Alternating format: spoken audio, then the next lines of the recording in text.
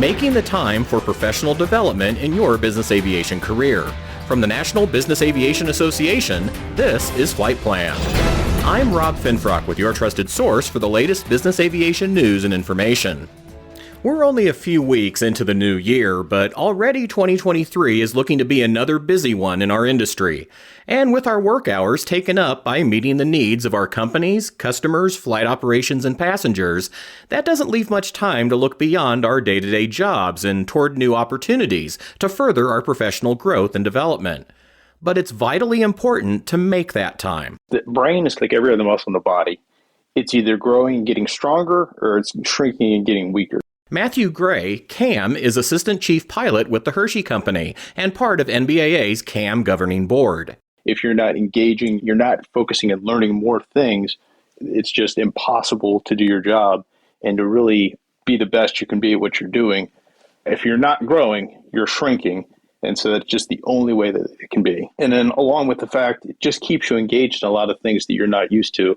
Being on the flying side, it's hard for me to keep up on the maintenance side of what's going on. So if I keep progressing and I do some PDP courses, some learning, some reading, some discussing with folks, and try and engage and develop myself in that area, I can keep engaged in that, what's going on. And that keeps me more engaged totally within the job versus just I'm in my silo, I'm flying an airplane, and that's all I care about. Also joining me today is Marty Greer, CAM Director of Maintenance for the Home Depot and a member of the NBAA Safety Committee. Why is prioritizing professional development important to you, Marty? We should always be looking for what is the next level. What are the things out there I can learn? I work very closely with our flight ops side of the house, our dispatch side of the house, to learn what I can learn about their operations, and then also outside the organization to leadership and development opportunities, not only for me, but for my direct reports. So we use a development blueprint format at the beginning of every year, especially during the budgeting cycle, to make sure that we've identified planned training and development so that we have the resources available for everyone to be able to participate and continue their growth and development. We have what I would call a very senior workforce, which lends itself sometimes to sitting back and waiting for your retirement attitude. And people stop really striving to learn, and I think that's a big mistake, no matter what your age is. It's very important that you continue to develop yourself and look for opportunities to grow and develop. As I mentioned earlier, we use a development blueprint type of plan where we sit down with each individual and encourage them to identify not only technical skills from a maintenance standpoint, but also people skills, leadership skills, and then other skills like computer skills. We run our guys through Excel classes or anything else that they would like to challenge themselves on. I try to make it as personal to them as possible and not try to drive it from the office standpoint. So it's their plan, and we're here to support their plan. But I encourage everyone, including myself, to have a development plan every year and look at all the opportunities that are out there, and also to benchmark networking with other folks to see what they're doing. And we can always learn from each other what training is available out there and what has been effective for other people in different departments. My third guest is Dean Walters, CAM Director of Aviation for Jackson National and Chair of NBAA's Professional Development Program Committee. For me, 20 years of being a flying leader, flying director in this industry, the flying portion, because of technology, has gotten easier. The time I spend on the administrative and leadership stuff in today's corporate culture far outweighs, in fact, the flying part's the easy, the fun part. The managing people, managing the needs of the corporation, managing the changes that corporate structures have gone through, just for me in the last 20 years is tremendous. I look at it as, as pilots, we train, we personally in our department, we train twice a year. So we do the same thing with our professional development. We make sure that we're spending just as much time on professionally developing ourselves and, like the other guys have said, strengthening our skill set that we do with the stuff that we do in the airplane. So we look at every aspect of the job and try to make sure we're addressing those, workforce development, professional development. So it's not just one thing. It's not just PDP. It's not just studying for those folks who want to continue on in leadership to CAM, but it's also getting involved locally with regional groups. Networking is tremendous. Being able to reach out to fellow professionals and get together on a regular basis. I think a long time ago, we used to call that hangar flying. I'm old enough to remember those days where we sat around the hangar and just chewed the fat and talked about, experiences. And I think in today's world, we don't do that enough. We become digitized. We do everything via text and email. We don't just sit down and talk. It's a lost art, but there's a lot of learning to be had by just sitting down and taking time to talk to our peers and talk to people who have been there. And then we've got to pay it forward. We've got to reach out to the next generation and do the same for them. Coming up, learn more about the programs offered by NBAA to assist with your professional development in our industry after this quick word from the association. NBAA Flight Plan listeners, are you getting recognized for your leadership? NBAA now offers certificates and other credentials in safety, sustainability, and more. Visit nbaa.org to apply today. We're back now with Marty Greer, Matt Gray, and Dean Walters, and our discussion about prioritizing your professional development in the new year. Dean, you mentioned the importance of collaboration and building a strategic plan for our professional development and career goals. That's a really important point, I think, because this shouldn't be something we take on entirely by ourselves. Our coworkers and managers can help us by providing their input as well. Absolutely. For me, it's, I report to the CEO, so it's sitting down during reviews in quarterly meetings with the CEO and addressing what I need to do to continually to grow and to strengthen my skill set. And then looking down through the ranks of the department from schedulers, maintenance, pilots, what do they need, and making sure we make that part of our budget on an annual basis. It's just like our training budget, our professional development budget is equal to, if not sometimes more important than the recurrent training that we go through. Following up what Dean said, we really want to talk to everybody, especially folks who've done it before. Those who are where you want to be, they're going to create that pathway and you don't have to reinvent the wheel. So that's number one thing.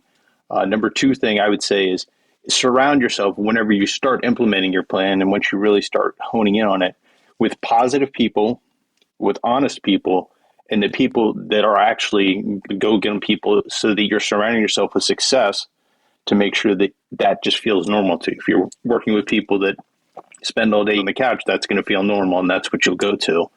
As you're making your plan, small gates. You can't have a 30-year plan of I want to run the department in 30 years and expect that to be something that drives you every day. It's got to have a goal, a short-term goal, a 6-month goal, a year goal.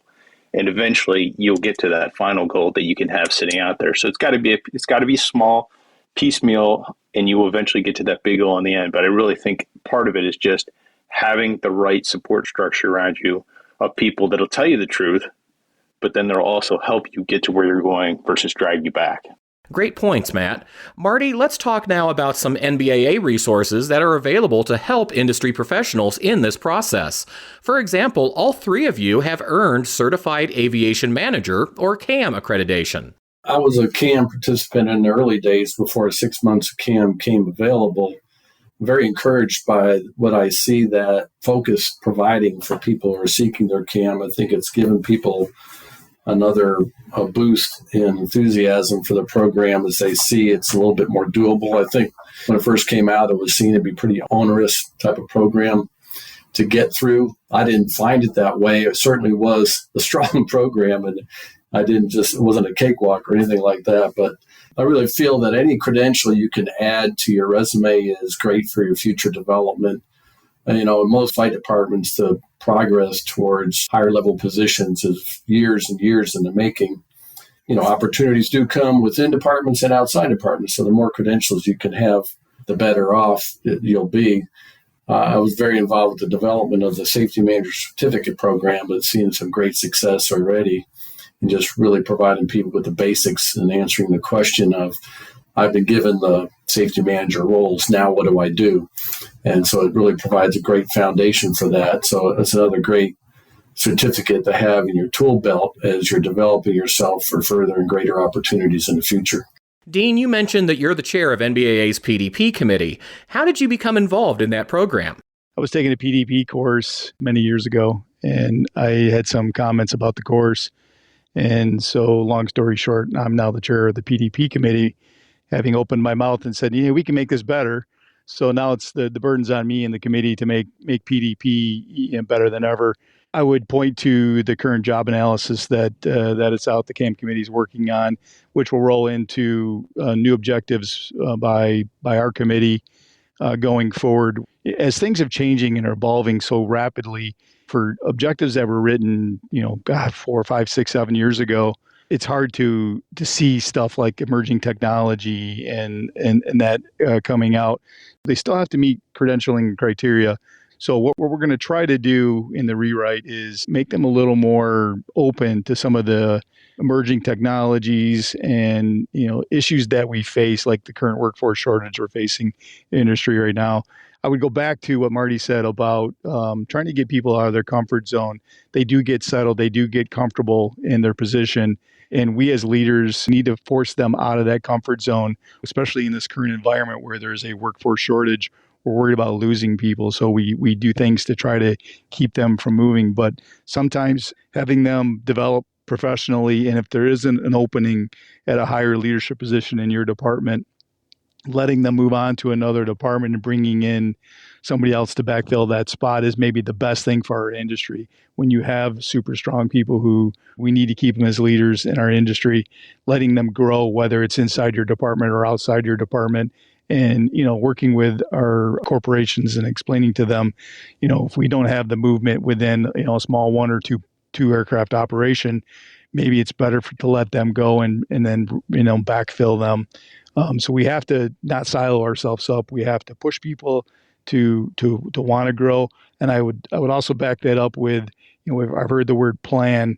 I would say make sure it's part of their performance review and make sure that those goals, those professional development goals, are part of that, so they're held accountable, so that they do have a deadline to go ahead and complete, whether it's the safety certificate or the CAM, whatever it may be, so that we hold their feet to their fire, so that there's a responsibility there to get that professional development completed in a timely manner. Matt, achieving CAM accreditation is certainly an important milestone on its own, but that's certainly not where the process should end, right? I also do martial arts as a secondary thing, as my hobby. And whenever I got my black belt, they handed it to me and I thought I was there. And my teacher looked at me and says, "Now you're ready to start learning." Wait a minute. So I kind of take that same mindset. When you achieve the CAM, that means you have the basic knowledge required to run a department. What I've also learned is, hey, maintenance was my weak part whenever I went into the CAM. Whenever I studied, that was the thing I needed to learn the most about. Turns out I probably didn't do as good I passed the exam, but I didn't do as good on maintenance as I really wanted to. And then afterwards, taking on things like the item writing, starting to write and develop items for the test. I started working with other folks there, some good maintainers, and I found out I had a great base level of knowledge, but I really didn't understand what some of that stuff was. And as we go through some of these questions, they can go through and explain it because that's what they dealt with every day. Some of the tax stuff, people who are expert in that, all of a sudden, I think, I know what that is. Wait, no, they really know what that is. And that really has helped my development by taking what I had as a basic knowledge on some things and just completely expanded it by working and networking with some of these other folks. And they just blow me away by how much they know. And I can get so much better, and my knowledge base has just grown so much more by working with folks after that. Other things to hit, I'm going to circle back. That doesn't quite go back to your question, but the 6-month to CAM is a really, really good program. It puts that deadline out there. It's a good thing for people to say, you have to take it by this point. So you can't just push that deadline back. And I've talked to a number of folks who've done the program, almost all positive feedback about how it works. It's not here's your Gleim book, and I'm dating myself by saying the old red Gleim book because that probably has been out for 15 years, but here's your Gleim book, here's all the questions you have to memorize for the test. Good luck. No, it's not like that. Kind of gets you together with a group of other individuals studying for the test, and it allows you guys to kind of bounce ideas off each other. And just like I was talking about, if somebody's really good at tax, they can kind of lead the discussion on the tax stuff where others may have weaknesses in there, might be operations, maintenance. Everybody has their strengths, and it really helps others to develop and learn the things that they have a gap in their knowledge. So in that respect, I think it's a wonderful program. It's done really good to help a lot of people get over the hump of, there's 47 books out there to study. How do I get all this in? And it just gives them a path. And I think that's been very positive. I also want to speak really highly of the safety manager certificate. Our safety captain, he went through that, thought that was an excellent course. Just one more thing to get through and develop. And PDP courses, of course, gone through several of those. And it's a good idea. It's a good chance to go, this is not my thing. Just like Dean and Marty were talking about. How do I step out of my comfort zone, do something different? Okay, how about I take a PDP course in something I don't have as much knowledge in and keep pushing myself out there? So for personal development, all the tools are out there. Like so many aspects to aviation, achieving a new certification or goal opens new opportunities to learn even more. So on that note, Matt, what lessons have you learned along your path toward professional development? There is no straight line. What I looked at from my career now, we'll call it 25 years ago, and where I am right now, I'm very happy with where I'm at, but it wasn't a straight line going through charter, flight instruction, flying for the airlines for a little bit. So you have to be ready to make small pivots to get to where you want to go. You have to be open to opportunities. I mean, like I said, talking about some of the opportunities that the companies give me to do master's degrees, to be able to support me in the CAM, cross-training opportunities, and all the stuff I've learned from those individual things. If I just said, I'm going to drive forward and I'm going to put myself to where my goal is, I would have missed all that other stuff. And the other thing I really think is super important is to actually enjoy the journey. If you're only thinking about, I got to pass the CAM exam, then all it is a chore to study. If you look at it as, hey, I'm going to get together with the study group tonight, we're going to go over this. This is going to be something new for me to learn.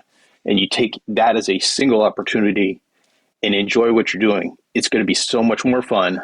You're going to get there a lot faster, and you're going to just feel better off all the way around. Marty, what professional development lessons have you learned that you'd like to share? I'd say, first and foremost, don't be shy.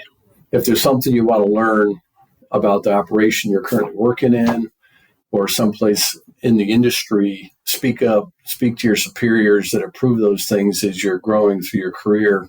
Opportunities come. You may see something you want to learn. Don't be shy. Tell people that you want to do that. Be a planner. Plan your future, plan your development. Have a timeline, as Matt was just explaining, with a deadline on the 6 months to CAM, it really drives you to completion. I think it's very healthy to have a minimum of a 5-year plan of where you see yourself in 5 years, and then identify what training and development you need to get there in 5 years. And in 5 years, it may change and grow. I've made a lot of moves throughout my career before coming to Home Depot 19 years ago. And each one of those was a move through development and growth and education. And I can see back through my own path that as I achieved different levels of knowledge, education, and experience, it propelled me to the next level in my career. So have a thirst for learning. Never stop, no matter what your age is or where you are in your career. Your development is your development, so it's up to you. No one else is just going to step in there and grow you. You have to want to grow. You have to seek opportunity. And when you do, those opportunities will come. Get involved, as Dean and Matt said, be involved in the industry. The industry gives back when you give back. It's amazing. By volunteering your time, you're giving back, but you're actually getting more in that whole experience. I've been involved with NBAA committees now for probably 18, 19 years myself. 11 of those years are currently on the safety committee, and now I'm on the Bombardier Safety Stand-Down Advisory Council. All these things are learning opportunities for me through giving back to the industry. And so I see all that. Mentoring is huge. I've got 2 mentors to the NBAA program right now. Seeing these young people that are thirsting for knowledge, get involved with it. Ask people to mentor you. Find a mentor. Mentoring is just so important. I can think through my past and development of some great people that helped me get on a path to where I am today. Absolutely. Dean? I think the biggest thing for me is get involved locally, get involved regionally and nationally, however you can. And you use those resources you're really learning from others. And I look back at life lessons and the stuff that I deal with today, I've learned from my peers. So get involved with your peers, get involved with those groups, network. and take the best ideas from those who have been there and also learn from their mistakes. And for us in aviation, we're big on safety management systems. The idea of a safety management system is so that we all learn from our mistakes and we don't allow it to happen again. We mitigate it. And there's a lot to be learned talking to people about the things that they wish they would have changed or things they wouldn't have done necessarily the same way. So it's a continuous learning process. There's many, many resources out there. NBAA does a fantastic job of putting those resources together and providing those opportunities to learn. So take advantage of them. Just get out there and do it. I see my peers who, as we talked about earlier, are just settled and comfortable and just want to go do their job. And we need those people, and that's great. But if you're an individual who has more interest in continuing your education, continuing your progression and professionalism, put yourself out there. Look for those opportunities. Reach out to NBAA. And they're there. The committees are there. The groups are there. Just get involved. I really like Dean's point. Folks that want to learn and have energy and excitement around it, really make it easy for those who can help them. I mean, if somebody comes to me and, hey, I want to learn how to do this, and I have experienced that, man, do I want to help them if they have the energy and they have the willingness to just sit there and listen. I can name a dozen folks who, if I hadn't taken the time to listen and be honest and human with them, they gave me little tips, boosts here and there in my career, and that makes all the difference in the world. Great advice, Matt, and from all of you. And to take a more active role in charting your own business aviation career path, check out NBAA's professional development program resources at nbaa.org/PDP. To learn more about earning accreditation as a certified aviation manager, visit nbaa.org/CAM.